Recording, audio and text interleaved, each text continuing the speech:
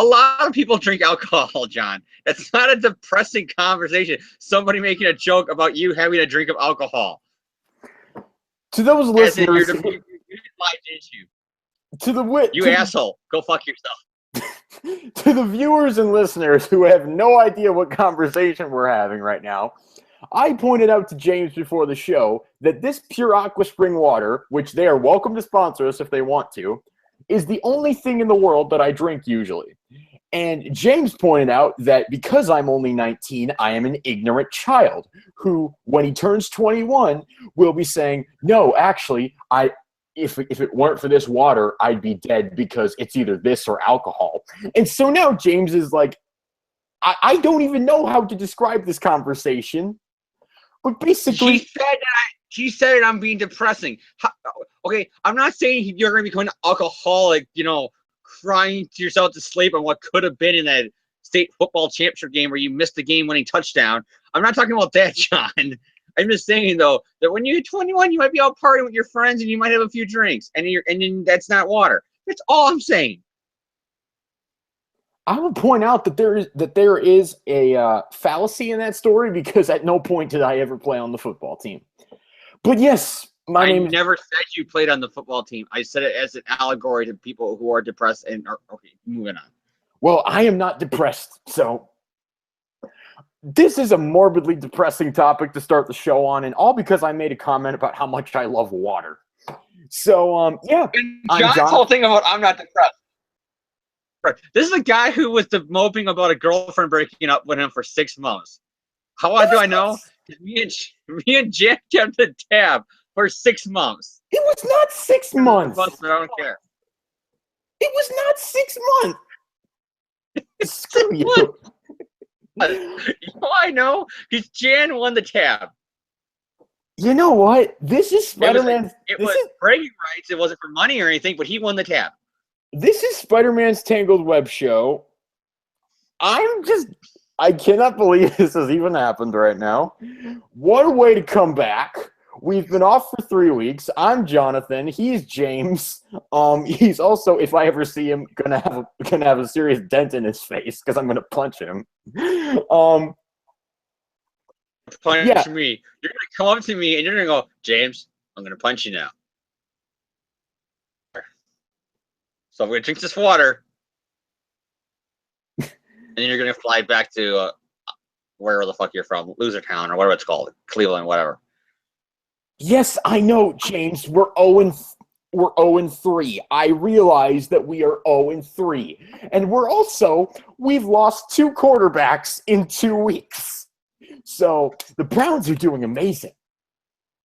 But yes, this is Spider-Man's Tangled Web Show. I'm sorry that we've been off for 2 weeks, or 3 weeks actually.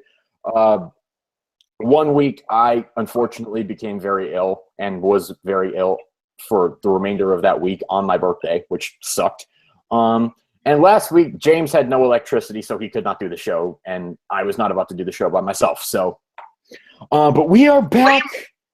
Blame one of my neighbor's drunk son for running into a power line that day.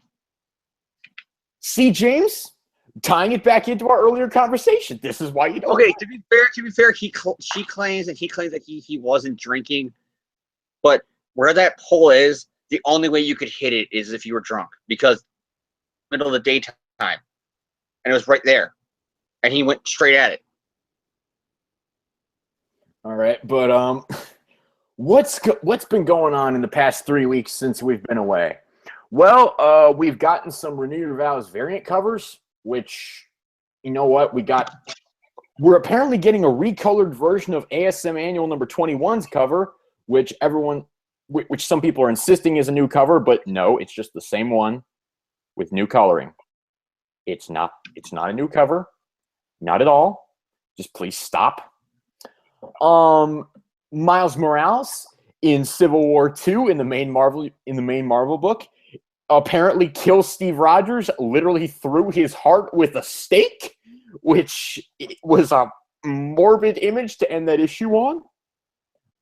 It has not actually happened yet. It's just a vision that Ulysses, the Inhuman who can see the future, who's just being singled out, even though like 5 other X-Men have that power. Yeah, that Inhuman who could see the future. Yeah, he saw that apparently Miles is going to do that at some point, and Carol Danvers. It's not even the X-Men thing. If I can interrupt you for a second, it's the fact that the first superhero that ever had the power to see the future be psychic. They can see the future. It's relative. Nobody else has this ability in the Marvel universe. The Spider-Man current Spider-Man storyline at the time was Zodiac, who literally could see a day into the future. Yeah, but we have to ignore that, because if we don't ignore it, James, the whole story falls apart. So yeah, that is happening to Miles Morales. Peter Parker is pretty much sitting Civil War II out because Bendis apparently just doesn't want to write him, or maybe put like an embargo on Peter or something. I don't know. Who knows why? But Bendis is only using Miles pretty much in that book. What else has been going on? I can't think of anything else. Spider-Man: Homecoming has wrapped production in Atlanta, Georgia, and has moved filming to Queens, New York, which is cool. We've had some set pictures of Tom Holland in costume in various locations around New York City, so that is cool. That probably means that they're moving towards the end of production. So What a redhead! Yes, Tom Holland was also seen swinging with a redhead. So were those Zendaya rumors complete BS? Who are we to decide? We will find out come July 7th. It doesn't seem. It seems weird that they wouldn't have one of the main cast have her as one of the main cast actors. Probably twist. You think they wouldn't make sure it's something open that anybody can take a photo of? And so, coincidence that the only MJ tie-in I think that girl's gonna have is Peter's gonna make a comment about, oh, she's a redhead, she's cute. This girl, and it's not going to be MJ. It's just going to be a wink to the fact that Peter thinks the redhead's cute. Is James right? Is the internet right? You decide, viewers and listeners. But yes, all of that has happened in the past 3 weeks as we've been off. We apologize again for the unscheduled hiatus. Next time we go on a hiatus, we will hope to schedule it more. But hey, sometimes life happens. You know what? The world is not always on our side. But we have 2 comics that have come out in the past 3 weeks that we need to discuss. Amazing Spider-Man Volume 4, number 18. I don't want to play Madden with you right now. Sorry, not talking to you. I keep getting friends requests from friends saying, "Hey, want to join my party playing Madden?" No, I'm doing a podcast right now. Well, can't you stop? Well, can't you leave? And Civil War II, Amazing Spider-Man number 4. So we will start with Amazing Spider-Man Volume 4, number 18, which I will recap right after I drink this water. Pure Aqua Spring Water. The only thing I drink. I'm thirsty, John. I gotta get something to drink. The only thing I drink until he has a sip of alcohol, which I guess making that joke means I'm saying he's gonna be a depressed alcoholic one day, according to John. You know what, James? Just screw you. Cleveland, and unless LeBron's playing for your basketball team, you're never gonna win anything in your life. But that's no reason it's gonna be depressing, John. James, I didn't even say that. You brought the. I love water, all right?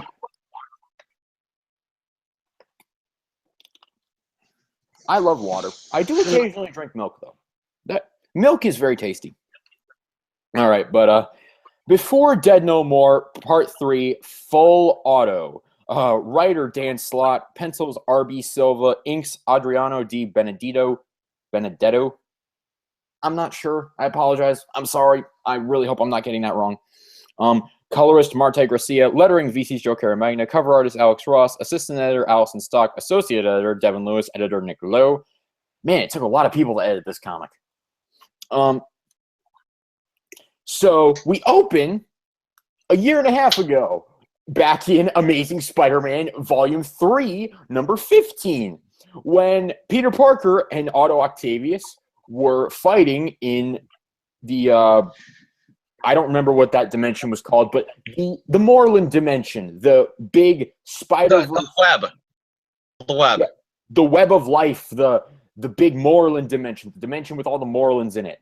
Yeah, Peter Parker and Otto Octavius were having their big climactic showdown at the end of Spider-Verse, and Peter once again says the line. John, isn't the dimension that all the Morelands are in, or the one where Asian? I have no idea what you just said because you just cut out for a second there. But I thought the one that the universe said the Morlons are from is the one with the nuclear radiation. No, that's the one where they got thrown. Oh, no, that's where this is really they trapped them, and it's kind of like, hey, all this nuclear radiation you guys can eat for a lifetime, or some bullshit like that was their answer to the problem. It was like poisonous. Nuclear radiation you can stay on you for a lifetime. Yeah, it's like they threw them there, but then they gave them a food supply so that the radiation wouldn't destroy them, but it would keep them weak enough to not escape. It was weird. But until some other new writer comes in and says they want to use Morlon. Basically, pretty much. It's like Slot's like, yeah, I'm not going to destroy this character because it's not my character originally. So I'll just throw him in here and leave him from someone else. Destroy Morlon. The guy literally came back in his second arc, and there was no explanation whatsoever. The explanation came from Dan Slott. Well, because he dissolved into dust, obviously he had to be a clone. All right, but Peter Parker in that issue says, "Accepted, Octavius. More than any fight we've ever had, this is the one you just can't win. So stay down." I yield. Stop. Please, I yield. Suck it, bitch. My name is Otto Octavius, the infamous Dr. Octopus, and for the briefest of moments, I was the superior Spider-Man. A moment I had every intention of extending. And it shows him going into his gauntlets and saying, "Now, Anna, as we discussed, entering sleep mode for 100 days. And so it replays that entire sequence of Otto being sent back into the past with no memory of what happened in Spider-Verse. Then we get those same panels from Superior Spider-Man number 19. We've seen this sequence here 3 different times in Slott's run. It's getting a little bit tedious, a little bit repetitive. And so then we flash forward, once again, to Amazing Spider-Man Volume 3, number 18. Which apparently is only 100 days after Superior Spider-Man 19. So take that for what you will. Whoa! How many days? 100. I wanted to bring up. Oh yeah, I'll wait till my review because I wanted to bring this point up. 100 time scale. So I know I'm bitching for bitching's sake, but I have a point to bring.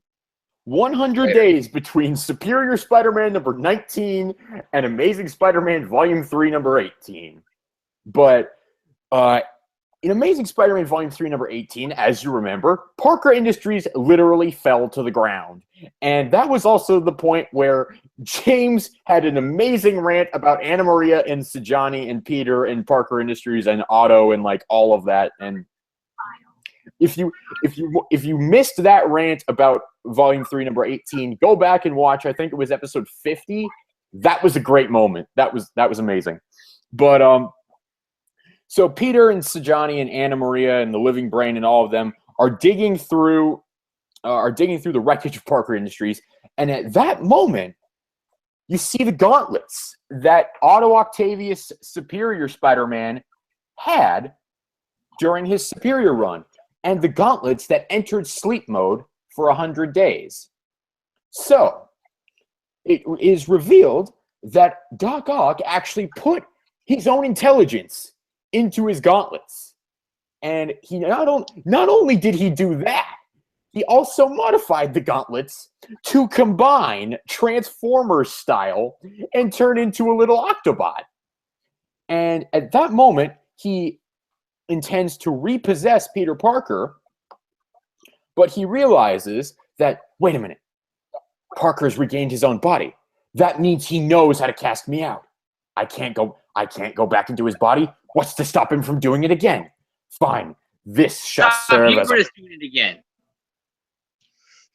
This shall serve as a sufficient vessel for now. And he uploads himself into the living brain, thereby explaining how this whole status quo got set up. And so Ox says, how perfect, download completed. This cantankerous contraption can serve as a literal lifeboat for the time being, until I can devise a foolproof plan for possessing young Parker again. From here I shall bide my time and, hey, Brain, don't just stand there. Come on, help me move this stuff out of the way. And be his faithful lackey. Oh, the ignominy of it all. Ignominy.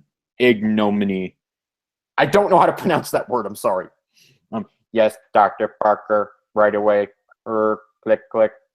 Ignominy? I've never seen that word before in my life. Okay. Basically, you get some, like a montage of what the living brain goes through. You see various scenes throughout this run. You know, Peter firing Sajani back in Volume 4, number 5. Issue number 9, when, hey, James, did you remember that Anna Maria has a boyfriend? You remember that really important supporting character who was on one page of one issue 7 months ago that no one remembers? Remember that really important plot point that Slott wants you to believe was important but really served no purpose whatsoever? And that is only reinforced by how quickly he's dealt with in this issue. Well, yeah, Anna Maria had a boyfriend, apparently, whose name was Aiden Blaine. I completely forgotten about this until I read this issue. Aiden Blaine, I've spent months studying you, your mannerisms, that British accent of yours, which my Anna finds so endearing. And of course, your work in magnetic fields and mechanical sciences, discoveries I'd made years ago while building 20-foot-tall hovering Octobots. But that is beside the point. All that matters is, I know you. Inside and out. So basically, he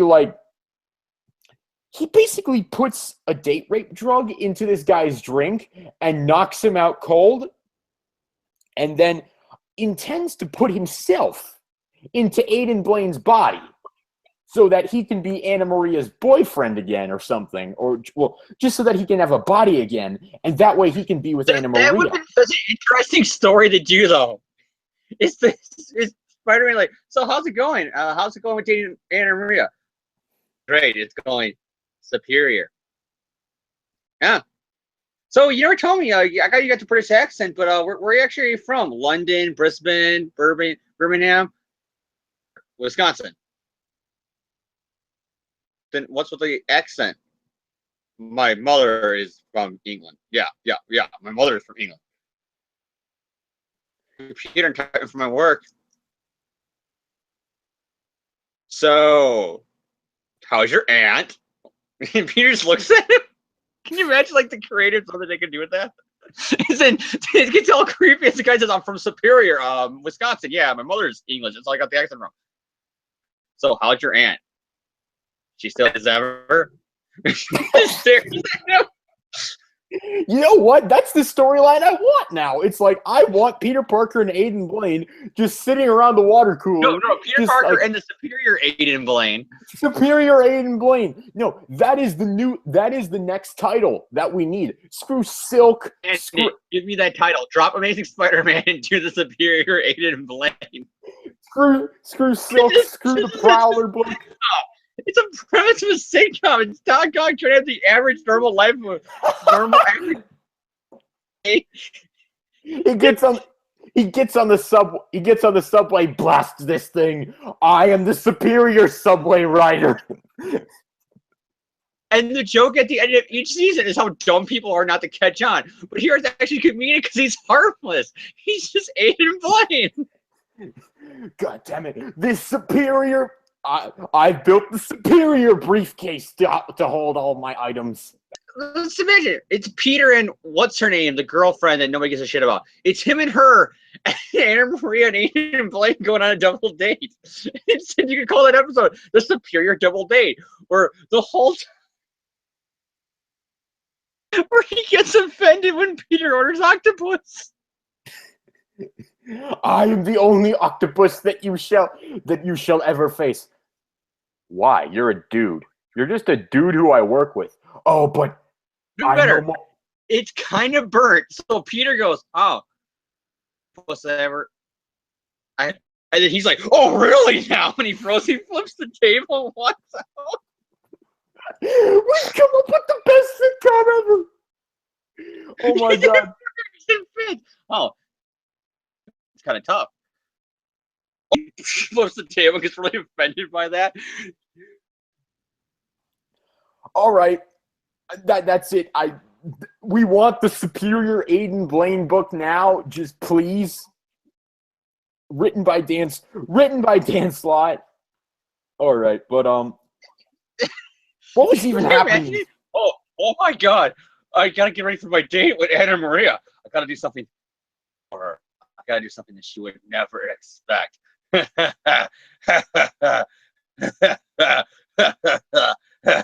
Cause the Peter in the office. Weird. Why is my spider sense going off around Aiden Blaine? It's my British accent. You Americans are just you Americans are just distrusting of us ever since the whole taxation without representation thing. Good point. Peter goes back to work again.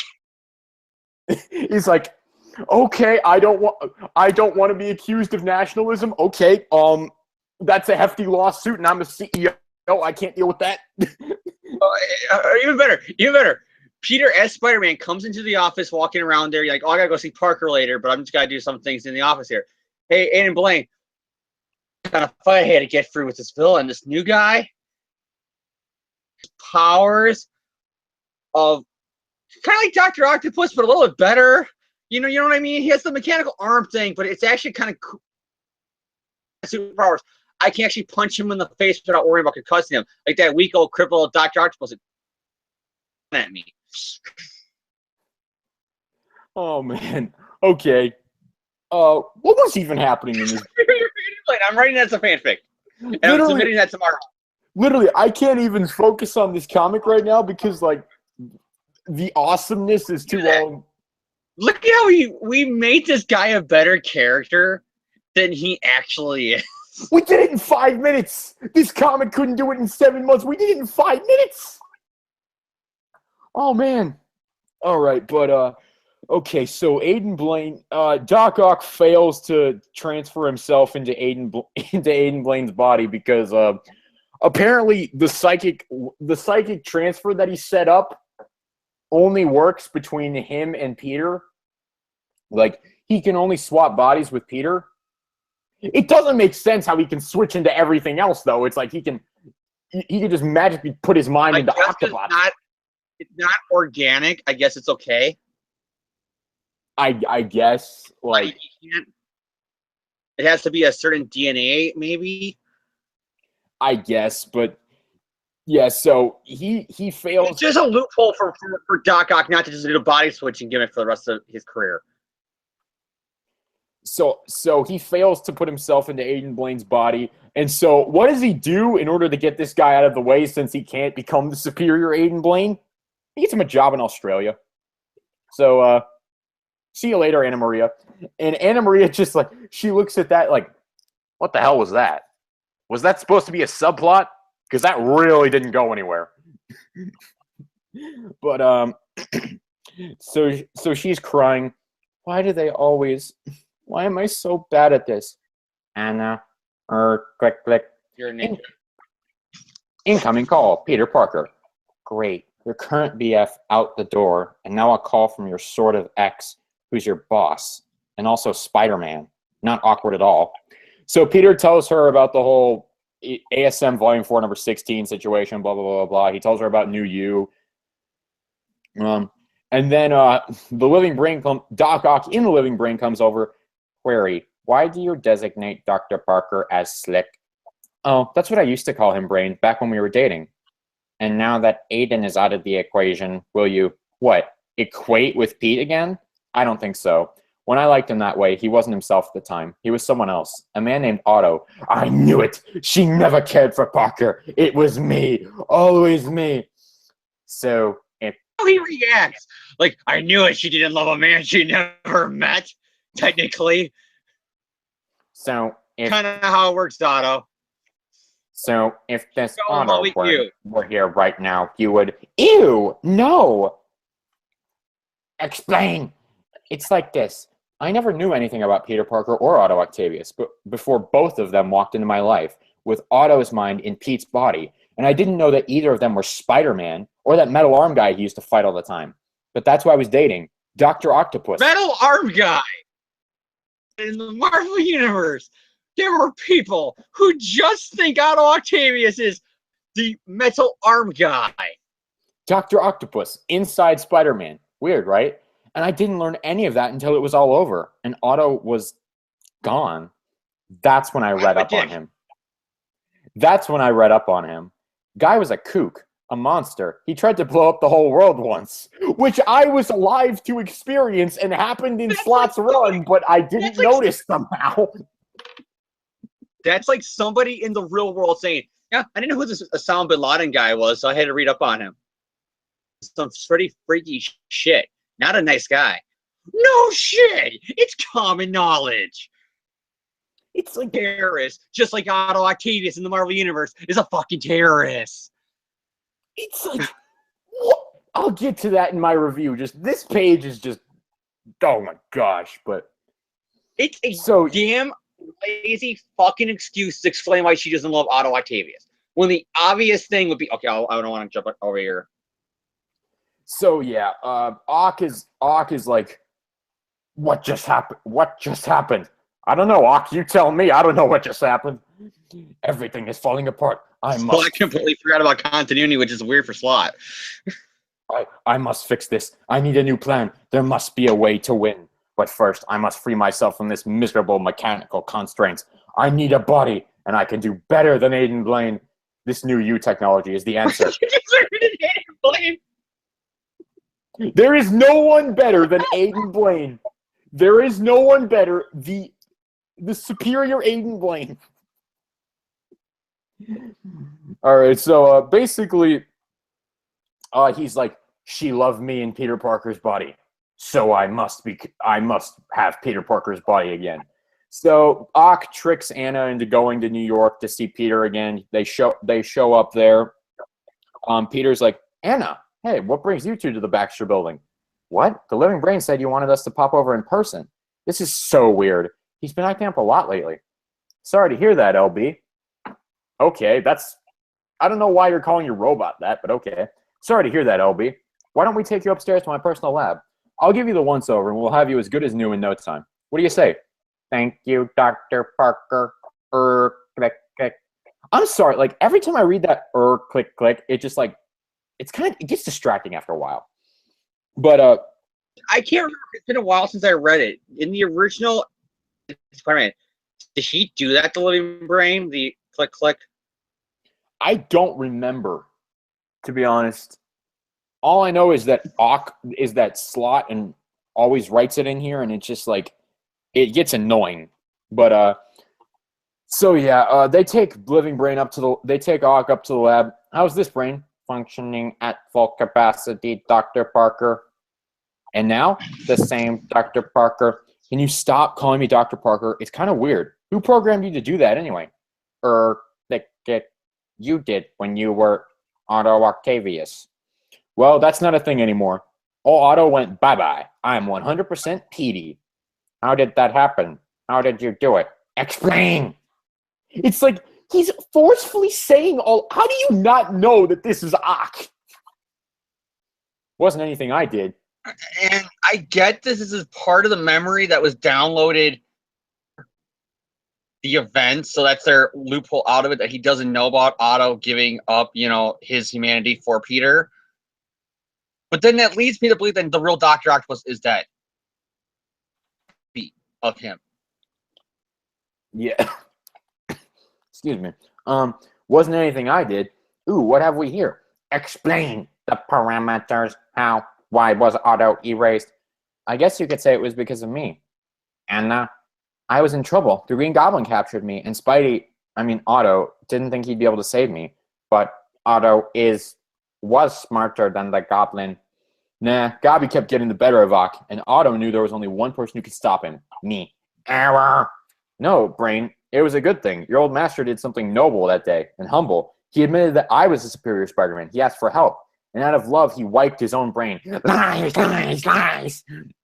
And so, How basically... do you not know? Yeah. I mean, I've been saying this for any time. It's just gonna be. They're starting to make one of my favorite Spider-Man villains my least favorite Spider-Man villain. The whole fact that Slott just writes everybody like an idiot in his stories. Yeah, so the Living Brain starts attacking them. Peter suits up as Spider-Man. They manage to shut him down, but ultimately the Living Brain activates a self-destruct sequence and blows himself up. And Peter's like, man, what was that? Peter, I think we probably triggered it, like a hidden Doc Ock revenge program from beyond the grave. Yeah, well, hopefully that was my final fight with that guy. Not to jinx, but man, do we have a lot of those. Enough! I will never put my brain inside that. I will never put my mind inside that brain again. Of course, that's it. The constraints of Parker's cognitive functions impaired my intellect. Oh yeah, I forgot to mention that Ock's back in the gauntlet at that point. So he transferred himself out and put himself back in the gauntlet before he blew himself up. But that is the only way I'd admit that he was superior. I need my biological brain back. If I am to live again, I must have that new you. Dun, dun, dun. To be continued in Amazing Spider-Man. Actually, no, in Clone Conspiracy, because I don't think it's going to be continued in the next issue. So, James, this plot of Dr. Octopus, the superior Spider-Man, all of this, you can argue it's been going on since Amazing Spider-Man number 600, way back in 2009. It's now 2016. It's been 7 years since 600. It's been 2.5 years since the end of Superior Spider-Man. It's been a year since the Living Brain Doc. It's been 1 year since the Living Brain Doc Ock plot started. And this is the most progression we've got in the past 2.5 years with this plot. And I gotta say, James, I'll just come right out and ask, what did you think of this issue?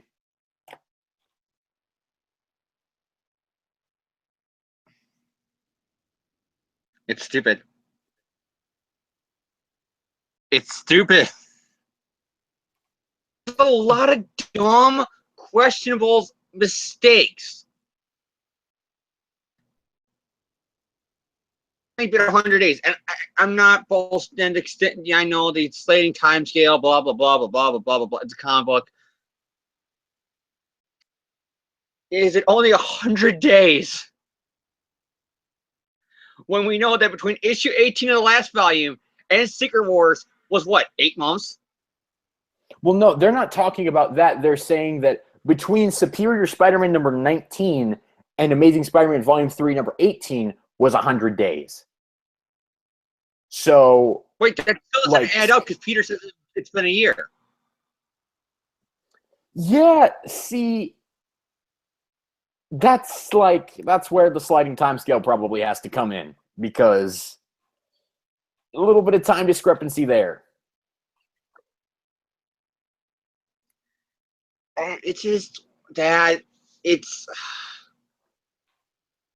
We finally found out what happened to what's his name. Why even introduce him? Why? What was the god? This could have worked if he wasn't in that previous issue. I don't know, why didn't she ever meet some other guy? Oh, this is why, because you could say that every time she met a guy, Otto either killed him or caused some, because he was somebody working on a working visa and caused him to be deported, or something that would make the guy get away from her. Okay, that explains it then why she hasn't had a boyfriend since then, is because she's been trying to date guys and Otto's been somehow, because he's a living brain. But instead we see him for one issue setting up something, and then the payoff is simply was going to switch bodies with him.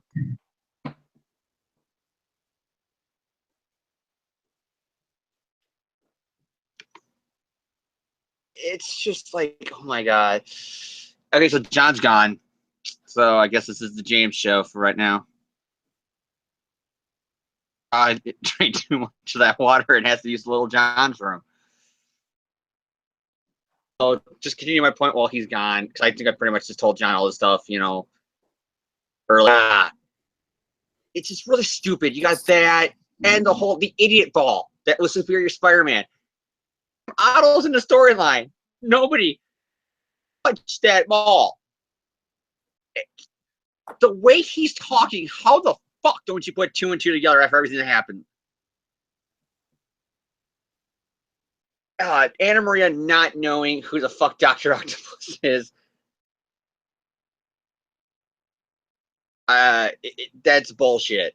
There's, like I said, it's like somebody in this world not knowing who Saddam Hussein is. Or Hitler. How do you not know these people? And how do you think he was just the metal arm guy? It makes no sense. There's a lot of problems with this issue. So, James, I take these are development. I think what makes it the worst is that these were developments fit in the book. Instead, Slott began the first issue of this volume teasing this and then never fucking touched it again until now. Well, he touched it a little bit in that Scorpio. He dealt with it a little bit in that Scorpio Rising arc, but only slightly because he didn't actually progress it. He was just like, oh yeah, hey, Doc Ock's in the living brain. That's what I mean, though. Every issue should have ended with something that guy was close to here.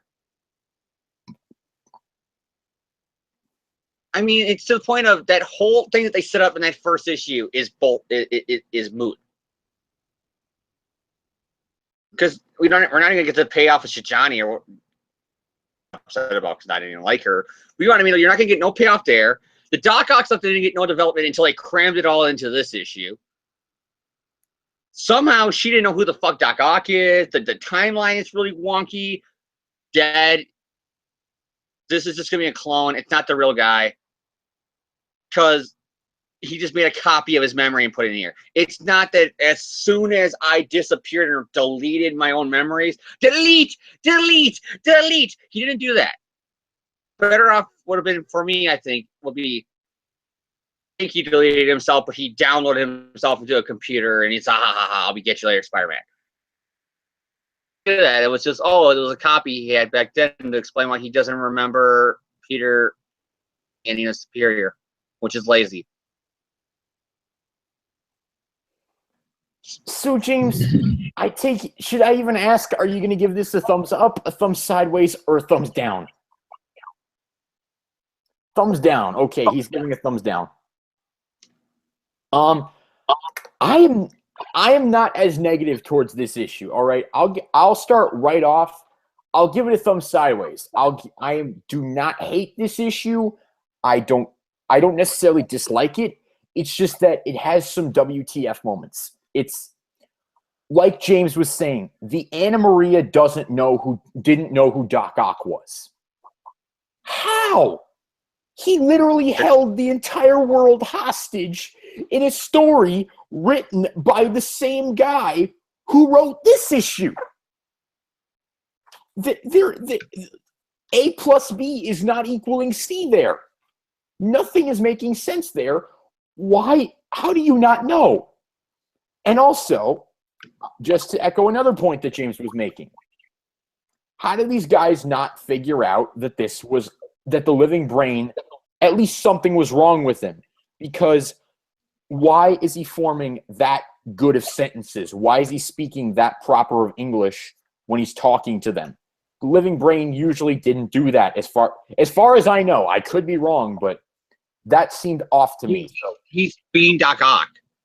Yeah, it's like he's speaking like Ock. No one knows Ock better than Peter and Anna Maria. So it's like, why are they not catching on? Pros to the issue.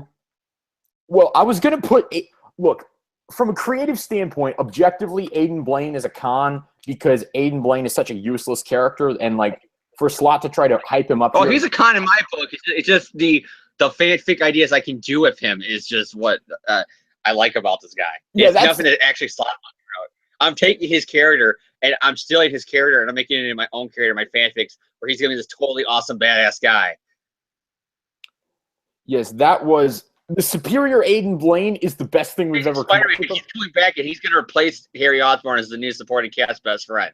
Mark my words, I will do that, John.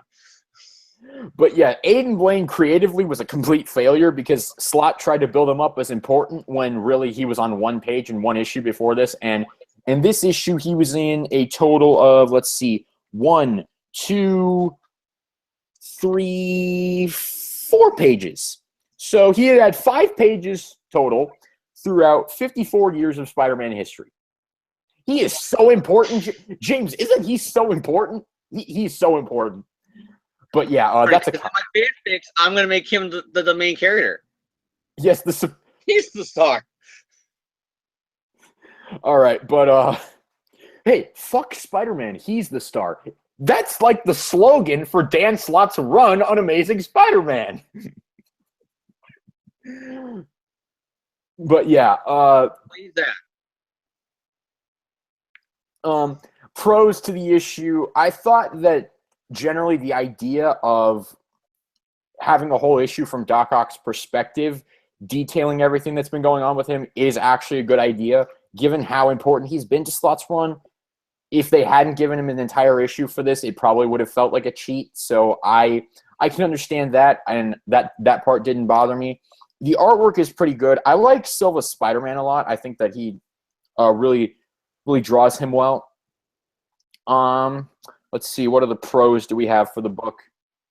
The one thing I really like that I forgot to mention is the fact that Slott kind of thinly pushes it underneath the carpet, but mentions that Norman is the main villain, his number one villain.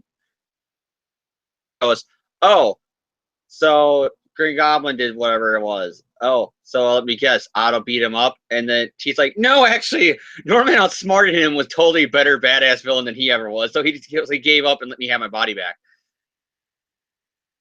Yes, that is a nice line. I will admit, as a Green Goblin fan, I did like that. Yeah, some of the Anna Maria stuff was just that was not that great. The Aiden Blaine stuff, again, the fan fiction is better than what's really there. Pass, motherfucker! I'm coming up. I'm just got all these ideas in my head what I can do with it. I should give him superpowers. Yeah, I give this issue a thumbs. He gets bit by a radioactive kangaroo. I'll give this issue a thumb sideways. It's not terrible, but it's not great. It's like it does the Doc Ock plot, like it moves it along in a way that we haven't seen in a long time, which probably speaks more of the quality of this volume than anything else. But it moves the Doc Ock plot along. It gets him from point A to point B. It sets it up. It explains a lot. So it does a lot of justice on that front. There is good artwork. The premise is strong. The fight between Spider-Man and the Living Brand and Anna Maria, it's not wonderful, but it's not anything terrible. It's meh. And so that's what I can really say about this whole issue, is that it's just meh. It has some good points. It has some bad points, but overall it's not terrible. It's not anything spectacular. I'll say that. But so I go to thumbs sideways. James gives it a thumbs down. Any other final thoughts on this issue, James, before we move to the other comic? Excuse me, I'm too busy writing notes on my phone and remember about badass ideas to do with my fanfic. I think James's biggest takeaway from this issue is he's got something to do this weekend now. He's got something to write. But well, because of my job, I got no day scheduled until Thursday, so I got all the time in the world. Okay, James, just shade your job. Just throw shade at your job right on the internet. What? I said I got days off. I got all the time in the world to write this. Okay.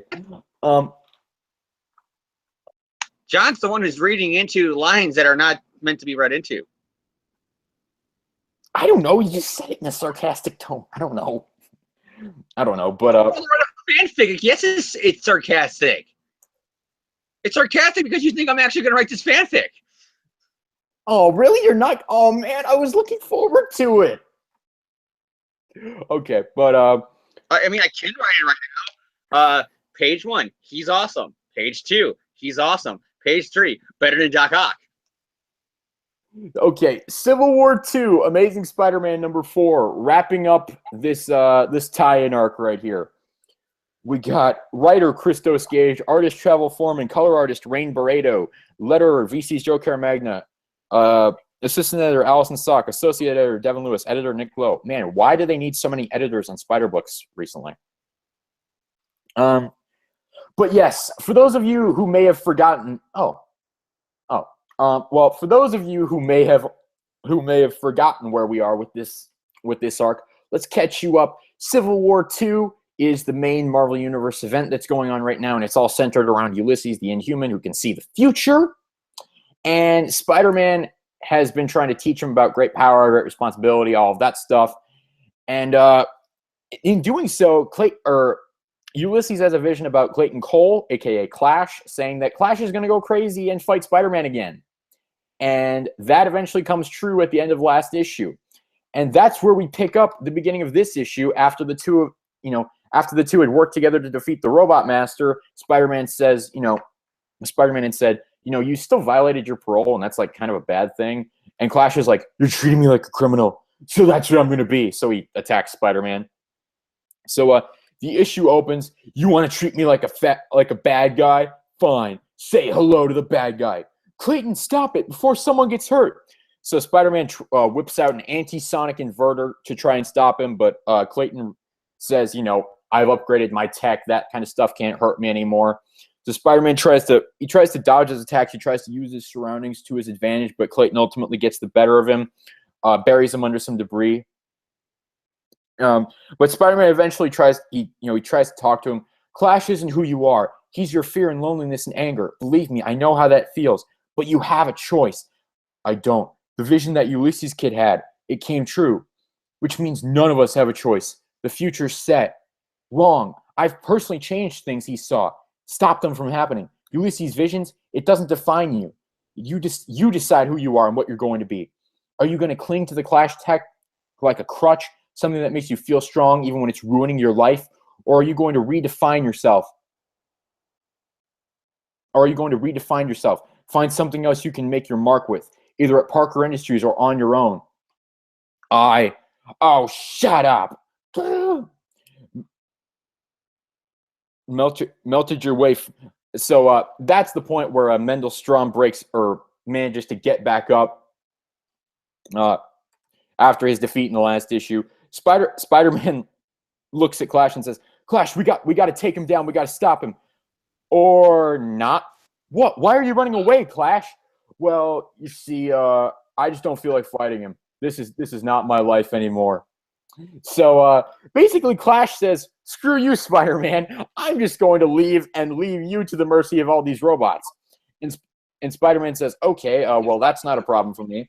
And Spider-Man easily takes down Mendel Stromm and all of the robots. And before Stromm goes out cold, he's like, you think you've won? Ha! I was defending myself against Clayton Cole, an employee of Parker Industries. I'll have your boss in court. Good luck with that. Clayton just quit. So back at Parker Industries, they're like, oh, man, Clayton's gone. There's no sign of him. And Ulysses is like, man, this is all my fault. I told him about that vision. It's like he knew about the vision. And so that's why he went crazy. If it only came true because I told you about it. He could tell we were acting weird around him. He was on the edge, but maybe I pushed him over. Wrong. If anyone did, it was me. You gave me a warning that Clayton was in a bad place, and I handled it the worst possible way. And so Spider-Man just basically gives him, we have to learn from our mistakes. We have to learn, we have to stop. We have to make sure that we don't repeat our mistakes again. So I shouldn't tell people what I see. I didn't say that. We saved a bunch of lives thanks to your visions. That's where you should be focusing. People need to screw up and learn from their mistakes. But if you know lives are in danger, you've got to try to save them. Because if you have the chance and you don't take it, believe me, it'll haunt you forever. With great power comes great responsibility. All that stuff. He gives them that speech. And so later at the Triskelion, he basically pledges his allegiance to Carol Danvers and her side in the Civil War II, blah, blah, blah, blah, blah. And then he goes back to talk to Ulysses again the next day and actually gives him the great power, great responsibility speech, I think. Yes, but, once again, giving him that great power, great responsibility speech. And then we finally cut to Clash at Moynihan's Social Club. I'm not sure how you pronounce that. And basically, he's become a crime boss because you demanded it, apparently. You wanted to see Clash the crime boss. I don't know. Why is Clash a crime boss now? James, help me. Why is Clash a crime boss now? No. Just why? And that ends the issue. It's Clash the crime boss. From now on, I bet on myself, and I'm betting big. You guys want to come work for me? I need you to trust me. Do what I say, believe in me. And the payoff, no one can predict how big it's going to be. Clash! Clash! Clash! Dun, dun, dun. The end. All right. I'll give my thoughts on this issue before to just, change things up a bit from the first time. This issue, it was an all right ending to this arc. It was not anything amazing. It wrapped the story up, but not in the most satisfying of ways. Clash should have been just completely eliminated at the end of this book. They should have just gotten rid of the character. They should have closed that arc and just put him to bed. Instead, they've made him a crime boss, which no one wants to see, which no one cares about, and I am not excited to have this be happening. I'm not a fan of this. I just want this character to go away, and seeing him still being used is unbelievable. So I'm not happy about that. The scene at the end of the issue with Peter and Ulysses, there's two power and responsibility talks in this issue. One of them did not need to be there.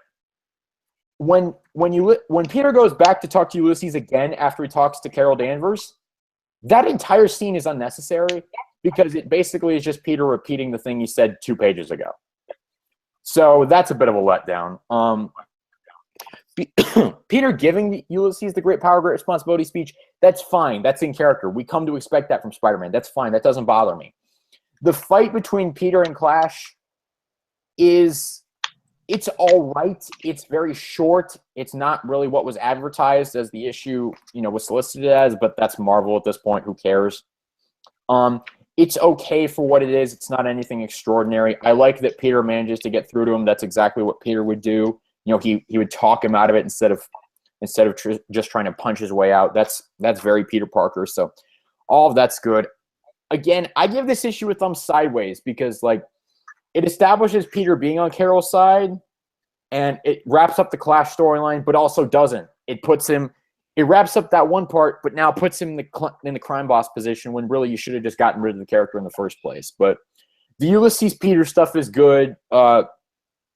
Peter's mostly in character. A lot of his dialogue is good. The artwork is fine. It's not my favorite style, but it's not terrible. So I give it a thumb sideways once again. It's got its pros, it's got its cons. There's stuff I don't like with Clash, but the Peter and Ulysses stuff mostly makes up for it. So thumb sideways, pretty much canceling out the good and the bad. So, James, what do you think of Civil War II Amazing Spider-Man number 4? I don't care. It's shit. Do you care to expand on those ideas, or... Okay. For one, it doesn't explain to me why he's on Carol's side. Flash went evil and he realized, power and responsibility. I have to be on her side because of that, because that kid told me this guy was a nutso. Because if so, that is a really fucking lame way to do it. You could have just went down the more progressive actual story development of, I'm not going to be fucking on Tony's side after what happened to me the last time we had a goddamn superhero Civil War. Told no. Because his psychic kick told me that Clash was a douche. Yay. And then you got the ending with Clash, where he becomes a criminal. Up until you get to that point, you want to know what I thought was the theme of these 2 issues of Spider-Man? And my new favorite character, my sake, because I'm going to give birth to him in a fanfic that I'm never going to write. You want to know what they have in common? the Poochie effect. Anybody watch The Simpsons know what I mean? It's the whole, I have to leave now. My home planet needs me. Flies away.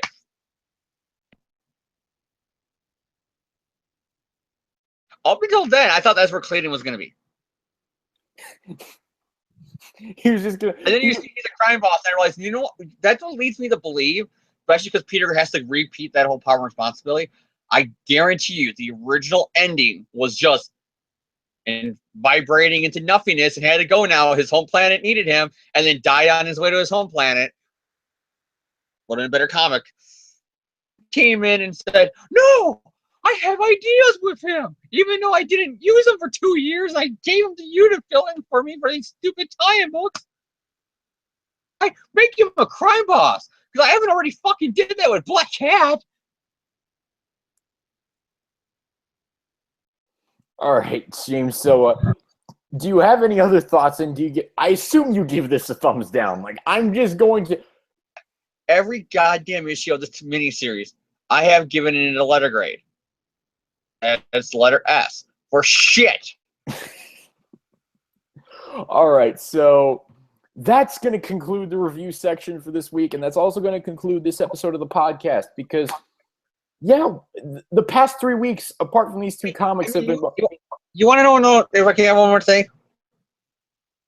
That this is the single worst tie-in issue of Spider-Man, or issues, because it's event, issues of a tie-in in the history of Marvel crossover events. And that includes the goddamn in-name only Spider-Man tie-in, The Secret Invasion, where it was all jackpot doing fuck all for 3 issues. All right, then. So, yes, that's going to conclude this episode of the podcast. We don't have anything else to talk about this week. So, James, any final shout-outs or words for the listeners before we sign off?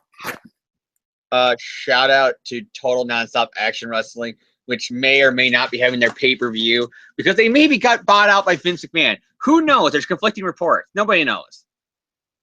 Wrestling today because it either is the most eventful day in wrestling or, god damn it, we're stuck with the idiot Dixie Carter owning another goddamn wrestling company.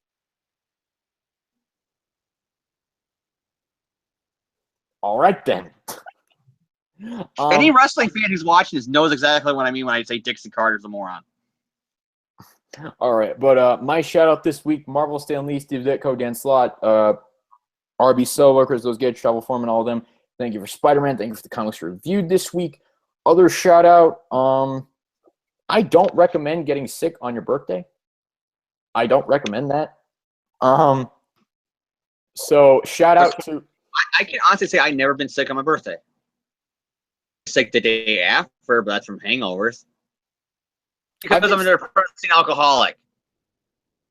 So shout out to doctors, I guess, because they keep people from getting sick on their birthdays.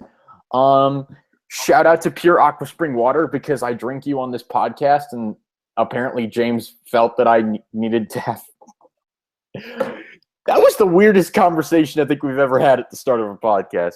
But another shout out to Star Wars Episode 1: The Phantom Menace, because even though you're not the greatest Star Wars movie of all time, obviously, you're still better than these issues of Amazing Spider-Man.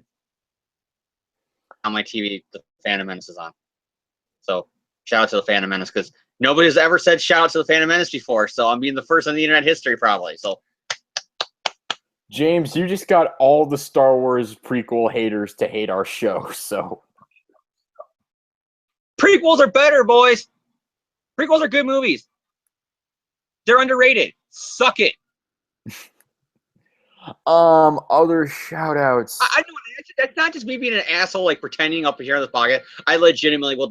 Anybody who wants to debate me, the prequels are great movies. You're just a whiny little bitch because they're not the same movies you watched when you were a kid. It's true. You don't. There's pick out of goddamn The Force Awakens prequels, even some stuff that people don't want to admit it, but they stole from the prequels, aka Kylo Ren, Anakin Skywalker. But I won't be a dick. All right. Turn into a Star Wars rant that John doesn't care about. But really, if anyone wants to debate me about the Star Wars prequels in the comments, and it's civil, that's just me, being a signing up for effects here, dramatic effects here. But if you want to have a civil debate with me, the prequels to the day I die. All right. Shout I out. take the prequel. Other shout out. Marvel's Luke Cage premiered on Netflix today. I've not been able to start it yet. I hope to start watching it. I hope to start watching it soon. Marvel series. What do you think, John? Excuse me as I try to bend down and get. Look, the best thing about it, people like when I heard early reviews of it from people who got to see it, early, that it is very much like a music video Marvel show, but not in a bad way. Episodes, you can really tell it just looks different than Jessica Jones and Daredevil. So yeah, shout out to Luke Cage. I hope to be able to start watching that soon. Shout out to Luke Cage, aka the guy who Spider-Man's always afraid of is going to kick his ass because his wife had a crush on Spider-Man when they were teenagers. I still love that New Avengers run. That original 50 issues of New Avengers is one of the best runs in comics, I gotta say. Shout out to James's hat hair. And other than that, yeah. Shout out to the people who listened or who watched live tonight because I appreciate that. I didn't expect to have anyone. For all the prequel fans I offended, but it's true. Shout out to the people who stuck out the 3-week hiatus with us. We apologize. Just sometimes life happens. So next week we'll be back with Amazing Spider-Man Volume 4, number 19, because we're literally getting an issue of Spider-Man. It's going to be a shitty issue. It's going to be a shitty issue of Spider-Man, and how I already know that? They don't got the greatest character of all time in it. He's gone forever, John. Superior Aiden Blaine. Let's have a moment. The sad thing is, you want to know why I keep on calling him my new favorite character and stuff like that? It's because I can't even remember his fucking name until you mention it. Oh, man. On that note, ladies and gentlemen, Aiden Blaine is the best character ever, and you can look for James's fanfic on where, I don't know. He probably will never write it, so... There are people who there's like Power Ranger fanfics that I start to write and people say, hey, this is pretty cool, but you didn't finish it yet. Because literally I don't want to say it's procrastinating. It's just I don't ever have the fucking time or patience just to sit down and finish writing this. There's only 24 hours in the day and there's a lot of other things I want to do. All right, so thank you all for tuning in. We will see you next week with Amazing Spider-Man Volume 4, number 19. Peace out, yo.